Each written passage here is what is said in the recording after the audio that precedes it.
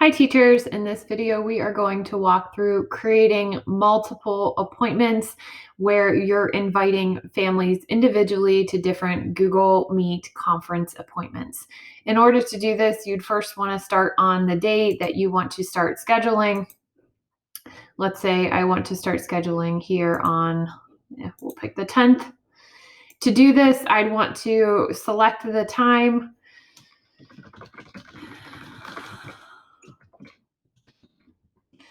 You would want to name your appointment, however it is that you want parents to see this, as this will go out in the email to them. So just keep in mind how you are naming these with last name or such. And then you'd want to make sure you selected the day and you select the individual time down to the minute. If you see that there isn't that option, you can individually type in the time to something more exact and hit tab. So notice I can be very exact in the time if I need to. Then I would want to add Google Meet video conferencing, and then I would want to invite the guests that I need to invite to this meeting.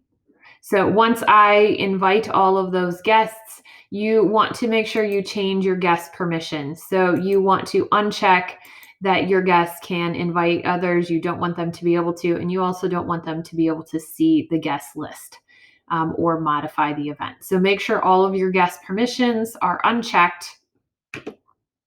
You can add a description here. Maybe you have some generic details that you want to attach for families to this. You can go ahead and do that. We can click more options in order to go into the full calendar appointment. And here's where I will see when I want to set notifications, how I want it to appear on my calendar, any details or attachments I want to add, ensuring that those guest permissions are all turned off, and ensuring that you are labeled as the organizer. If for some reason you're not labeled as the organizer, that would tell me that you are not on the correct calendar and would need to make sure that you're on the right calendar in order to do this.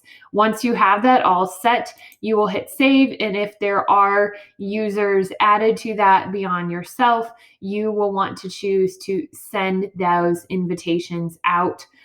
If you don't send them out, then you would need to send out a manual notification, and you'll probably want to send out a manual notification to remind families anyway. So I'm going to select send. Once I have these here, then I have a couple of different options. I can move on and create the next appointment from scratch, or I can simply click the three dots, duplicate, and notice when I duplicate, it remembers all of my settings. I just now have to change a few things about this. So it will remember your description.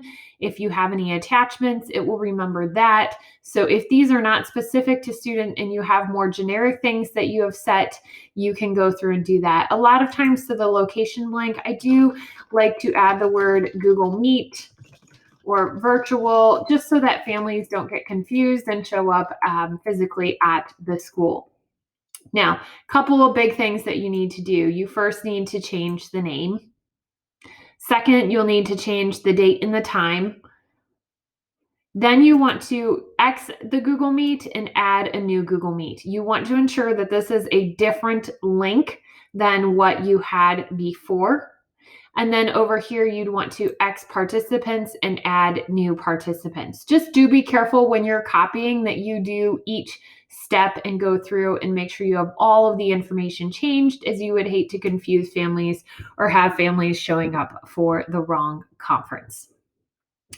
Once you have that, you would click save, and then notice I didn't change the time, so I now have 2 appointments at the same exact time, but it says Google Meet virtual, so that way it helps the families understand that they will just join the Google Meet via that calendar invite you sent them. Keep in mind that calendar invites can go to any email. It doesn't just have to be a Gmail. it will provide families with the link to click on in order to get in. If they are on a mobile device, sometimes it will force them to join a Google account on their mobile device in order to get access. If they're on a computer, they shouldn't need to log into a Google account.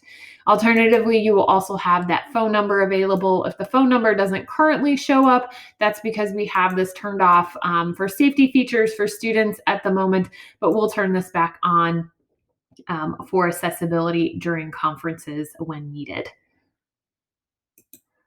Keep in mind, you don't have to duplicate appointments. If you're nervous about things going a little amok, you can just click and start a new calendar appointment and start from scratch each time, or copy and paste into some of the fields.